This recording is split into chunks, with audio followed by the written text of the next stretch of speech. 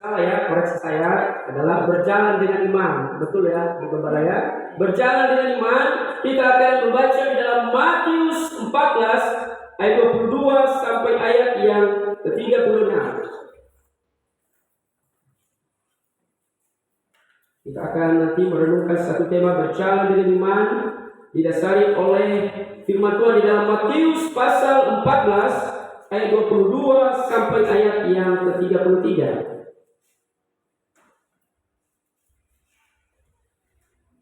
Tanpa mengurangi rasa hormat, kita akan berdiri bersama-sama. Kita membaca firman Tuhan ini secara bergantian. Saya akan memulai di ayat yang genap, Bapak Ibu Saudara di ayat yang ganjil sampai di ayat yang ke-33. Yesus berjalan di atas air.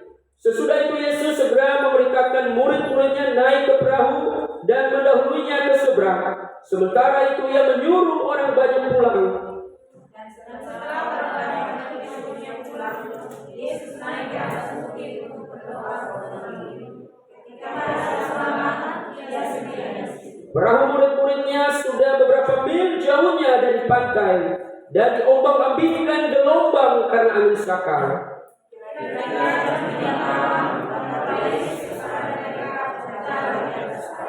Ketika murid-muridnya melihat dia berjalan di atas air, mereka terkejut dan berseru, "Itu hantu!" Lalu berteriak-teriak karena takut.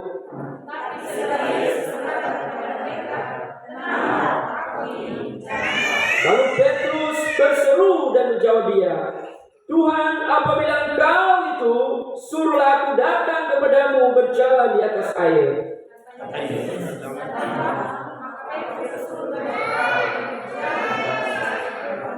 Tetapi ketika dirasanya tiupan angin, takutlah ia dan mulai tenggelam lalu berteriak, "Tuhan, tolonglah aku."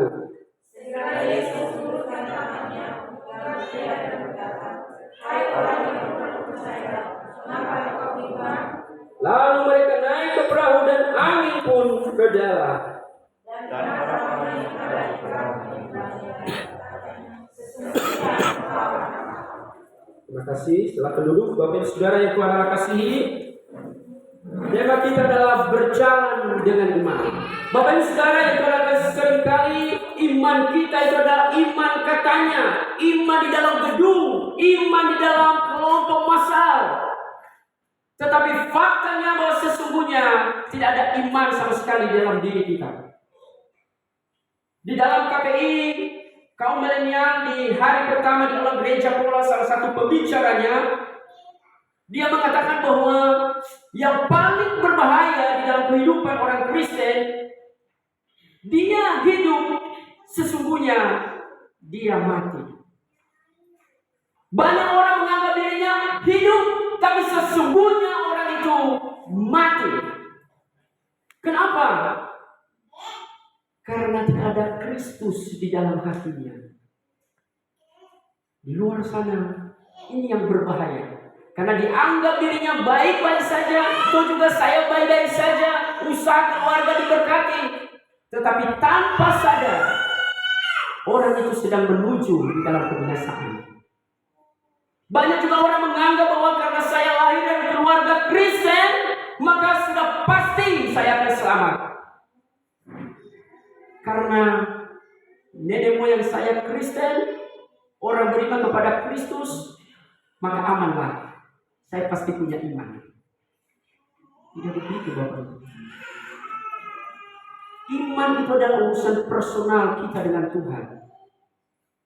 Iman itu berbicara tentang apa? Pribadi kita, relationship hubungan kita dengan Tuhan. Bukan katanya, bukan karena lahir dari keluarga Kristen, maka amanlah posisi kita. Tidak. Ini hati-hati Bapak Ibu. Jangan sampai kita merasa aman, sedang hidup, tapi sesungguhnya kita mati. Karena tidak ada Kristus dan iman di dalam diri kita. Bapak Ibu Saudara yang Tuhan kasih, berjalan dengan iman berarti berjalan, berani melangkah, meskipun tidak tahu apa yang terjadi di depannya. Itu orang yang berjalan dengan iman. Firman Tuhan datang kepada Abraham, pergilah. Dia tidak tahu mau pergi kemana, maunya pergi saja. Tapi dia berani melangkah karena dia tahu bahwa Allah yang mengutus dia dan Allah juga yang berjalan di depannya. Itu orang yang beriman. Orang yang berjalan dengan iman dan berani melangkah. Bukan karena kata orang, tetapi ini berbicara tentang apa? Personal. Baik saudara yang Tuhan kasih, berjalan dengan iman juga artinya apa? Percaya sepenuhnya terhadap tuntunan Tuhan di dalam hidupnya. Orang yang berjalan dengan iman, orang yang fokus melihat ke depan dengan jelas, sebab dia tahu bahwa di depannya ada Tuhan yang lebih besar. Amin. Itu orang yang berjalan dengan iman. Dan orang yang berjalan di dalam iman tidak ada sedikit pun keraguan, kekhawatiran di dalam hidupnya. Orang yang berjalan dengan iman ada kemantapan hati. Dia tahu tujuan dan arah hidupnya. Sebab dia tahu ada Allah, ada Roh Kudus yang memimpin hidupnya. Amin. Nah, Bapak Ibu Saudara yang Tuhan Allah kasih, kita akan masuk di dalam pembahasan kita. Kita melihat ciri-ciri orang yang berjalan dengan iman. Yang pertama adalah ciri yang pertama, tetap tenang dalam menghadapi pergumulan atau badai kehidupan. Tetap tenang dalam menghadapi pergumulan atau badai kehidupan. Ayat 22 sampai ayat yang ke-27. Bapak Ibu Saudara yang Tuhan kasih, perikop ini didasarkan kalau kita melihat dari perikop sebelumnya, waktu Yesus mengadakan sebuah mukjizat atau memberikan makan 5.000 orang. Setelah itu maka dia menyuruh orang untuk pulang. Di ayat yang ke-22, sesudah itu Yesus segera memerintahkan murid-muridnya naik ke perahu dan mendahulunya ke seberang. Sementara itu ia menyuruh orang banyak pulang. Tapi yang menarik, coba perhatikan ayat 23. Di tengah-tengah kesibukan Yesus dalam pelayanan, ciri khasnya apa? Selalu meluangkan waktu terbaiknya untuk relationship berhubungan dengan Bapa. Yesus begitu sibuk, dikejar-kejar orang banyak, kerumunan dan macam-macam. Tetapi hubungan dengan Tuhan itu tidak terhilang. Bapak Ibu Saudara yang Tuhan Allah kasihi, terkadang kesibukan itu membawa kita juga jauh dari Tuhan. Terkadang pekerjaan, kesibukan pelayanan terkadang membuat kita jauh dari Tuhan. Tapi kita melihat di ayat yang ke-23, dan setelah orang banyak itu disuruhnya pulang, Yesus naik ke atas bukit untuk berdoa seorang diri. Maka tadi katakan bahwa iman itu berbicara tentang apa? Hubungan kita dengan Tuhan. Dan Yesus memberikan teladan iman kepada kita. Orang yang beriman pasti membangun hubungannya dengan Tuhan secara personal. Lalu pertanyaannya, mungkin ada yang tanya, Pak Yulis, berarti tidak boleh berdoa secara komunitas loh? Boleh. Tetapi ingat, iman kekristenan itu adalah bukan iman kata orang. Tapi apa? Iman katanya. Bukan iman katanya, tapi iman personal. Amin. Coba kita lihat ya di dalam Alkitab Lukas 9 ayat 20.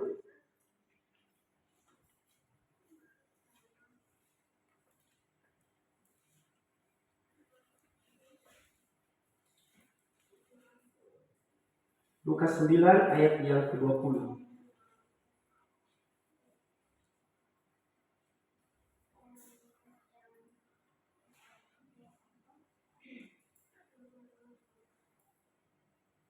Ya, coba di ayat yang 18 saja kakak Tina. Oke, dikatakan bahwa pada suatu kali ketika Yesus berdoa seorang diri, datanglah murid-muridnya kepadanya, lalu ia bertanya kepada mereka, kata orang banyak, perhatikan ya, kata orang banyak, siapakah aku ini? Jawab mereka, Yohanes Pembaptis, ada juga yang mengatakan Elia, ada juga yang mengatakan bahwa seorang dari nabi-nabi yang dahulu telah mati. Yesus bertanya kepada mereka, perhatikan, menurut kamu, tadi menurut orang banyak, menurut orang, sekarang menurut kamu. Kita masih agak serak ya. Menurut kamu, perhatikan, menurut kamu siapakah aku ini? Jawab Petrus, Mesias dari Allah. Artinya Bapak Ibu, Tuhan mau dan Tuhan mau melihat iman kita itu, pengakuan kita itu didasarkan dengan betul-betul dari hati dan iman kita kepada Dia. Amin. Ibu saudara yang terkasih, kalau kita memiliki iman berdasarkan dengan personal, maka ketika ada masalah, ketika ada pergumulan, ketika ada badai, maka kita tetap tenang. Tapi kalau iman katanya, maka ini yang berbahaya. Amin. Bapak saudara yang terkasih, Yesus bertanya kepada kita hari ini, menurut kamu, siapakah aku ini? Makanya di dalam pelayanan saya, beberapa pemuda yang saya layani, termasuk anak buah saya yang tinggal di rumah, saya selalu bertanya, menurut kamu, Yesus itu siapa bagimu? Ini penting. Kenapa? Karena ini mempengaruhi pengakuan secara personal, iman secara personal akan mempengaruhi apa? Di dalam perjalanan kehidupan kita. Amin. Nah, coba kita kembali ke bagian yang tadi. Bapak Ibu Saudara yang kasih Tuhan, Yesus memberikan teladan kepada kita. Di tengah-tengah kesibukan pelayanannya, Dia selalu memberikan waktu terbaiknya untuk berdoa kepada Bapaknya. Selanjutnya Bapak Ibu Saudara yang terkasih, kita melihat bagaimana para murid sudah mulai mengalami badai. Badainya apa? Coba perhatikan. Di ayat ke-24, perahu murid-muridnya sudah beberapa mil jauhnya dari pantai, dari ombak membisikkan gelombang karena angin sakar. Yesus sedang berdoa seorang diri, lalu perahu para murid sudah dibawa ombak agak jauh dari daratan. Dan kira-kira tengah malam terjadi badai. Oke, terjadi badai, dan itu sebagai ancaman bagi iman mereka, sekaligus menguji kualitas imannya. Ibu saudara yang terkasih, orang Israel menganggap bahwa laut atau danau itu sebagai teritorial kuasa jahat. Itulah sebabnya ketika mereka digoncangkan oleh badai itu, maka sesungguhnya mereka ada di dalam apa? Di dalam masalah besar. Apalagi mereka rata-rata orang Israel, orang Yahudi, sudah punya pemahaman, pandangan bahwa ini laut dan danau ini pemilik kuasa gelap. Bapak Ibu, saya beberapa kali ke Pantar dan ke Pura.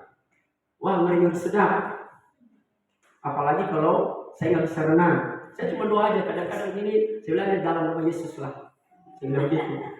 Ngeri sedap.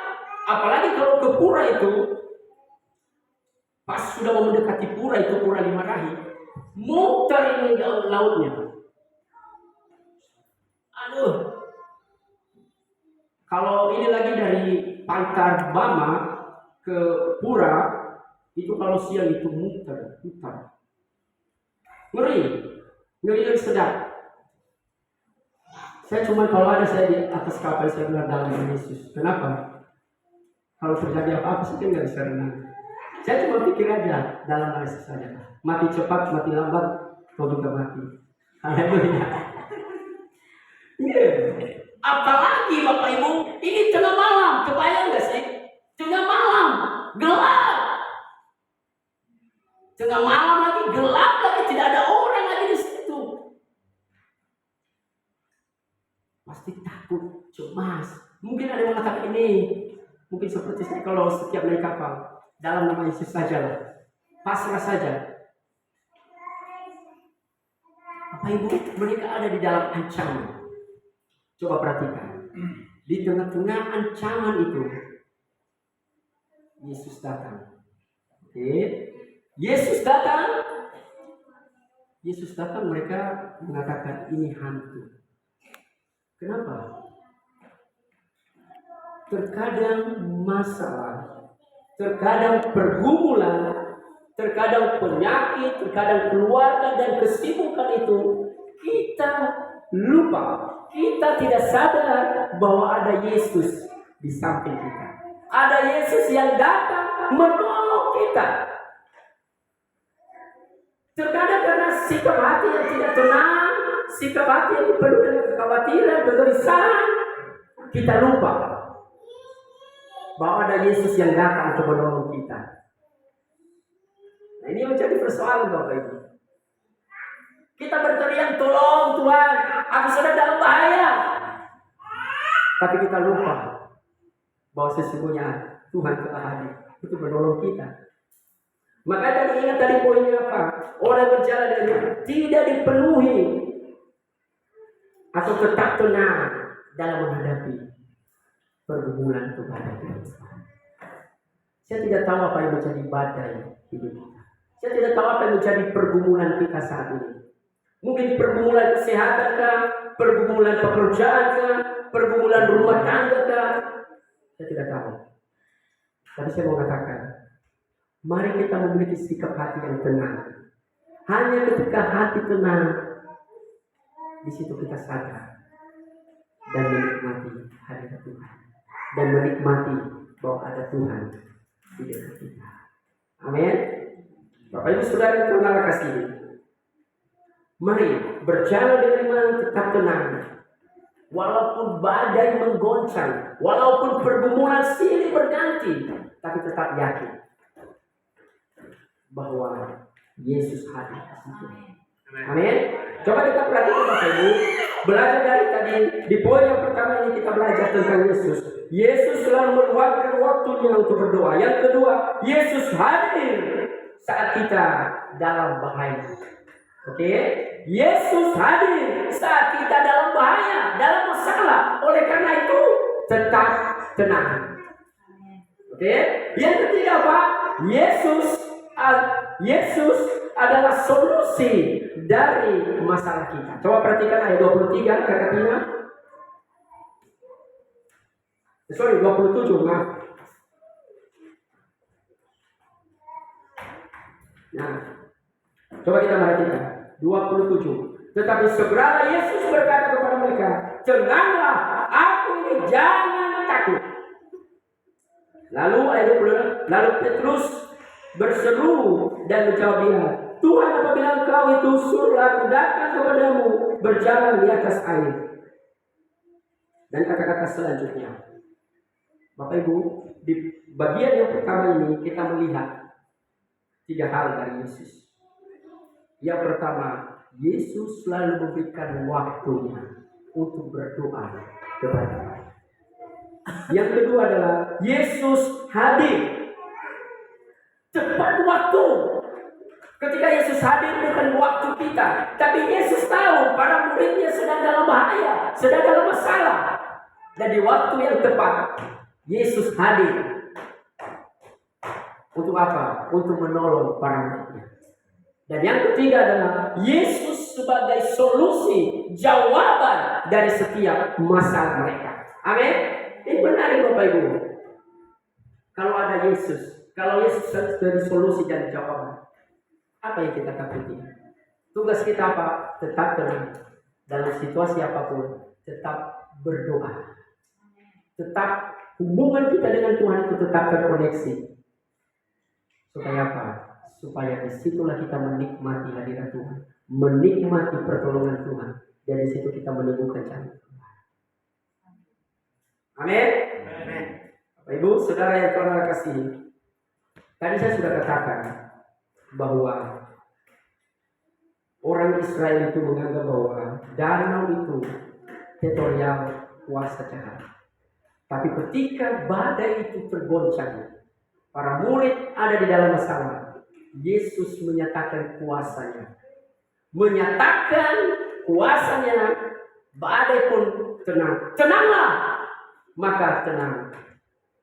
Dia ingin menyatakan kepada para muridnya, selama ini kamu menganggap danau ini pemiliknya kuasa kegelapan. Sekarang akulah Tuhan, akulah penguasa, akulah Tuhan atas danau ini.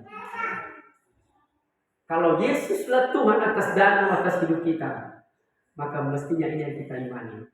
Kalau Dia Tuhan dalam hidup kita, maka persoalan apapun tidak ada yang tidak bisa diselesaikan oleh Tuhan, karena Dia adalah solusi dan jawaban dari setiap pergumulan kita. Amin. Itu yang pertama, Bapak Ibu Saudara, yaitu tetap tenang dalam menghadapi pergumulan. Mengapa? Karena Yesus sudah memberi teladan bagi kita untuk kita selalu berdoa. Karena Yesus hadir saat kita dalam masalah. Karena Yesus solusi dari masalah kita. Yang kedua adalah orang yang berjalan dengan iman adalah tidak dipenuhi ketakutan dan kebimbangan. Ayat 28 sampai 30. Lalu Petrus berseru dan menjawab dia, Tuhan, apabila Engkau itu, suruhlah aku datang kepadamu berjalan di atas air. Kata Yesus, datanglah. Maka Petrus turun dari perahu dan berjalan di atas air, mendapatkan Yesus. Ayat 30. Tetapi ketika dirasanya tiupan angin, takutlah ia dan mulai tenggelam, lalu berteriak, Tuhan, tolonglah aku. Bapak Ibu Saudara yang dikasihi Tuhan, Yesus menyatakan bahwa hanya bersama Dia mereka mendapatkan dan mengatasi ketakutan, kekhawatiran dan pergumulan ini. Itulah sebabnya ketika Petrus meminta, Yesus, kalau betul Engkau itu, maka suruhlah aku berjalan di atas air. Dia sudah mulai berjalan di atas air, tapi ketika ada goncangan, sudah mulai bimbang. Dan akibatnya apa? Mulai tenggelam. Bapak Ibu, poinnya apa sih? Poinnya apa? Terkadang badai goncangan pergumulan terkadang membuat iman kita tergoncang. Kenapa? Karena iman kita masih iman katanya, masih iman nenek moyang, masih iman di dalam gedung. Bapak Ibu Saudara yang Tuhan kasih, ketika Petrus awalnya apa? Dia mengalami kuasa Allah. Dia mengalami kuasa Allah, dia berjalan, sudah mulai berjalan. Tapi di tengah-tengah, ketika ada masalah, sudah mulai tergoncang imannya. Terkadang iman kekristenan kita juga begitu, bukan? Di sini, amin, amin, percaya. Keluar dari sini, pelan-pelan di tengah jalan, sudah mulai ada sedikit badai, sudah mulai tergoncang. Di sini amin. Tengah jalan, ikut saya kasih sembako 1 karung. Oh enggak, sudah mulai tergoncang. Kenapa? Karena masih iman katanya, belum ada pengalaman personal dengan Tuhan. Ini betul besar. Padahal Bapak Ibu Saudara yang kasih Tuhan, masih ingat ya waktu saya pertama sekali khotbah di tempat ini, waktu Paskah waktu itu ada 2 murid berjalan ke Emmaus. Terkadang masalah itu kita susah melihat bahwa ada Tuhan di depan kita. Ibu, jangan biarkan masalahmu, jangan biarkan pergumulanmu, jangan biarkan pekerjaanmu, jangan biarkan rumah tangga dan apapun pergumulanmu, tidak engkau mengalami kuasa dari Tuhan. Bapak Ibu Saudara yang Tuhan kasih, sangat menyedihkan seperti Petrus di tengah jalan sudah tergoncang iman. Jangan sampai kita di tengah jalan di dalam mengikuti Tuhan, iman tergoncang oleh tindakan Tuhan. Bapak Ibu Saudara yang Tuhan kasih, perhatikan tadi saya katakan bahwa Yesus menyatakan kuasanya kepada mereka, bahwa Dia adalah Tuhan atas danau ini, Dia adalah Tuhan atas badai ini. Oleh karena itu hanya bersama dengan Tuhan mereka bisa mengatasi rasa ketakutan, kebimbangan, kekhawatiran pergumulan hidup. Oleh karena itu, mari kita alihkan perhatian kita. Jangan fokus kepada badai itu, tapi alihkanlah pandanganmu kepada Tuhan. Amin. Ini ciri-ciri orang yang beriman. Orang yang beriman tidak fokus kepada besarnya masalah, tapi dia fokus melihat betapa besar Tuhan yang sanggup mengatasi masalah itu. Saya membawa kita sejenak. Lihat ya, tadi saya katakan bahwa ini di tengah malam. Belum tentu ada lampu. Saya percaya tidak ada lampu saat itu, tidak ada listrik. Mereka ada di dalam ancaman besar. Tetapi ketika Yesus hadir, maka mereka sudah mulai tenang. Kenapa? Karena hanya dekat dengan Yesus saja kita mengalami ketenangan. Amin. Hanya dekat dengan Yesus saja. Bapak Ibu Saudara yang kasih Tuhan, saya tidak tahu ya. Saya pernah makan minum setiap hari ada. Istilahnya itu cukuplah. Setiap bulan, setiap hari itu cukup. Makan apa cukup, intinya cukup. Tidak kelebihan, tidak kekurangan, cukup. Tapi kok rasa-rasanya kok ada yang kurang? Kok rasa-rasanya hidup ini kok nggak tenang ya? Nggak ada damai ya? Nggak ada sentosa-sentosanya ya? Berkat mengalir dari mana?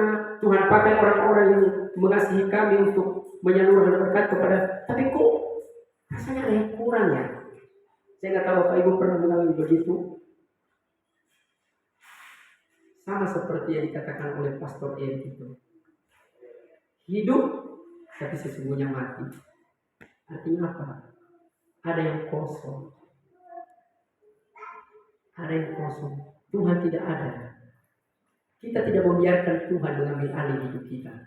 Kita tidak membiarkan Tuhan untuk menyelesaikan masalah kita.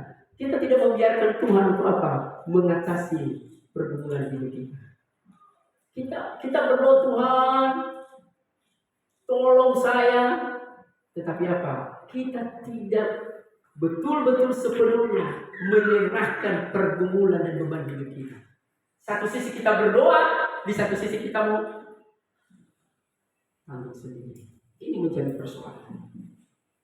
Bapak Ibu, saya mau katakan kepada kita, orang berjalan dengan iman tidak dipenuhi dengan ketakutan dan kebimbangan. Berani melangkah sebab dia tahu dia tidak sendiri. Ada Tuhan yang bersama dengan dia. Amin. Bapak Ibu Saudara Tuhan yang kasih, firman Tuhan mengatakan Yesus adalah Immanuel. Artinya apa? Allah menyertai kita. Kalau Allah menyertai kita, siapa yang kita takuti dalam hidup ini? Kalau Allah menyertai kita, ngapain kita takut? Kalau Allah menyertai kita, kenapa kita susah sekali melihat ke depan? Lalu saudara, Yesus mengatakan bahwa firman Tuhan mengatakan masa depanmu, masa depan yang cerah. Depan kita cerah, tapi karena beban pergumulan itu susah sekali melihat masa depan yang cerah. Itu menjadi persoalan. Tapi saya membawa kita dalam situasi apapun, tetaplah tenang dan jangan biarkan hidupmu dipenuhi dengan apa? Dengan ketakutan dan kebimbangan. Biarkanlah Tuhan untuk mengambil alih dan nikmatilah Tuhan. Tetap bangun relasi dengan Dia. Amin. Yang terakhir Bapak Ibu Saudara yang Tuhan Allah kasihi, orang yang berjalan dengan iman, cirinya yang ketiga adalah iman membawa kita dalam penyembahan dan mengaku Yesus adalah anak Allah. Coba kita perhatikan yang 32. Kita baca secara bersama-sama 33.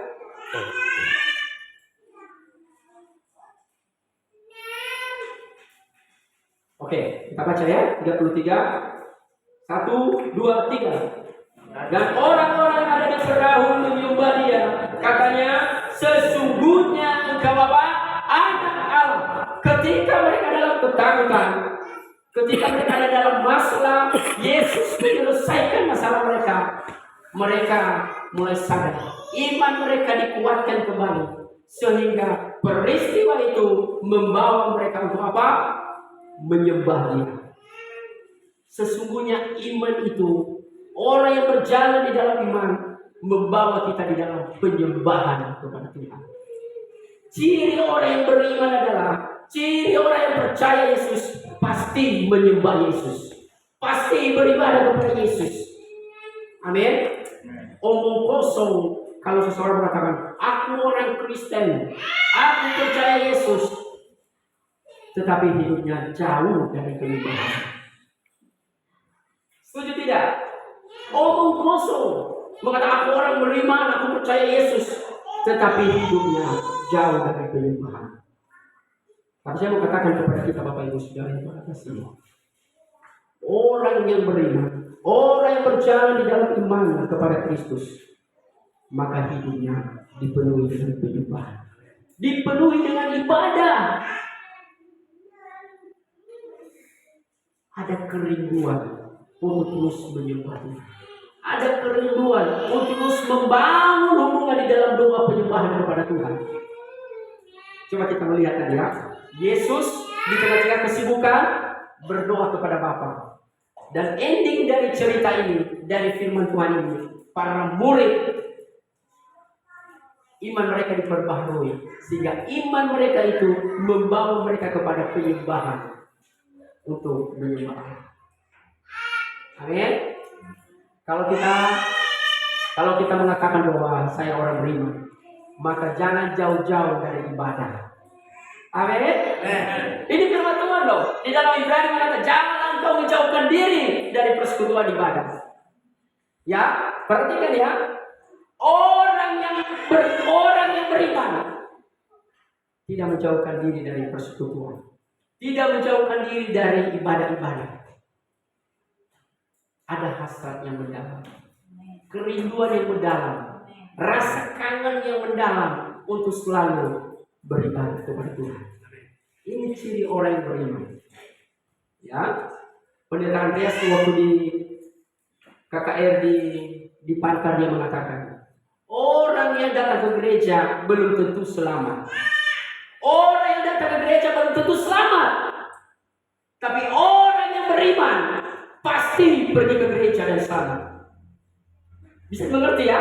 Orang yang rajin ibadah tanpa iman tidak akan selamat. Tapi orang yang percaya kepada Kristus sungguh-sungguh pasti datang ke gereja, pasti melayani Tuhan. Buahnya akan kelihatan, hasrat dan kerinduan mereka di dalam menyembah Tuhan. Ini firman Tuhan mengatakan endingnya membawa mereka di dalam penyembahan kepada Tuhan. Selanjutnya membawa mereka untuk apa? Pengakuan bahwa Yesus itu adalah anak Allah. Coba perhatikannya, membawa mereka menyembah Dia. Katanya sesungguhnya engkau anak Allah. Yesus anak Allah bukan berarti Tuhan itu beranak. Ya, saya mengerti ya. Yesus dikatakan anak Allah bukan berarti dia apa? Tuhan kita itu beranak. Saya kasih contoh. Tangga. Pernah lihat tangga ya? Tangga, dia ada anak tangga. Tapi bukan berarti tangga beranak. Saya mengerti ya. Kalau Yesus adalah anak Allah, itu artinya apa? Dia adalah Allah itu sendiri. Bapak Ibu Saudara dikasihi Tuhan, orang yang percaya kepada Kristus membawa dia ke dalam penyembahan dan selalu mengakui setiap hari bahwa Yesus adalah Allah, Yesus adalah Tuhan, dan membiarkan anak Allah itu, membiarkan Yesus itu mengambil alih hidupnya dan membiarkan Roh Kudus memimpin perjalanan hidupnya. Itu ciri orang yang beriman. Amin. Bapak Ibu Saudara, kesimpulannya adalah saya tidak tahu apa yang menjadi badai hidup kita saat ini. Saya tidak tahu apa yang menjadi beban pergumulan kita. Mungkin karena ekonomi, pekerjaan, pasangan hidup, atau suami istri sedang ada masalah, saya tidak tahu. Tapi saya mau katakan, tetaplah tenang. Karena ada Yesus bersama kita. Biarkanlah hidup kita itu dipenuhi dengan sebuah pengharapan, bukan dengan ketakutan dan kebimbangan. Bapak Ibu, saya mau tutup satu ayat di dalam Ayub 42, Kakak Tina.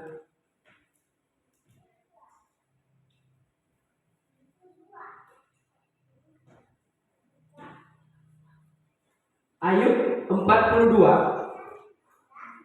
ayat 2 dan 5. Nah, kita baca ya, sama-sama ya.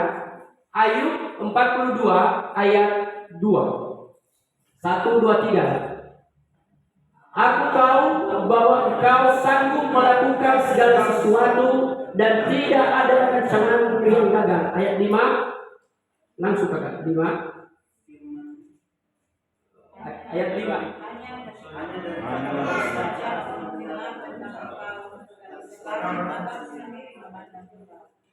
Ingat tadi kata-kata saya di awal, iman kekristenan itu bukan iman katanya. Oke? Firman Tuhan, perjalanan iman Ayub, perjalanan pergumulannya itu membawa dia sadar, membawa dia melihat bahwa dulu aku mengenal engkau dari orang saja, kata orang saja, sekarang aku melihat dan mengalaminya. Perhatikan, iman itu adalah urusan personal. Masih surga pun bukan masalah, tapi personal. Amin. Personal. Bapak Ibu, saya ingin kita mengalami sendiri, punya pengalaman rohani bersama dengan Tuhan. Itu lebih penting. Ya, saya ingin kita juga seperti Ayub. Kita mengatakan bahwa Tuhan, selama ini aku ikut engkau karena orang tuaku Kristen. Selama ini aku ikut kau karena sesuatu, karena paksaan. Tapi sekarang Tuhan, aku ikut engkau karena aku melihat dan menyaksikan dan mengalami sendiri kuasa-Mu, pengorbanan-Mu dalam hidup. Ibu, saudara yang Tuhan Allah kasih, ini menarik. Hanya dari kata orang saja aku mendengar tentang engkau, tetapi sekarang mataku sendiri memandang engkau. Bapak Ibu, saudara yang Tuhan Allah kasih, mari kita melihat kerohanian dan iman kita selama ini. Apakah betul kita mengatakan engkau adalah Tuhanku, engkau adalah juru selamatku, dan itu akan terlihat di dalam perjalanan iman kita. Kesimpulannya adalah berjalan dengan iman. Yang pertama, orang yang berjalan dengan iman, ciri-ciri yang pertama, tetap tenang dalam menghadapi pergumulan dan badai hidup.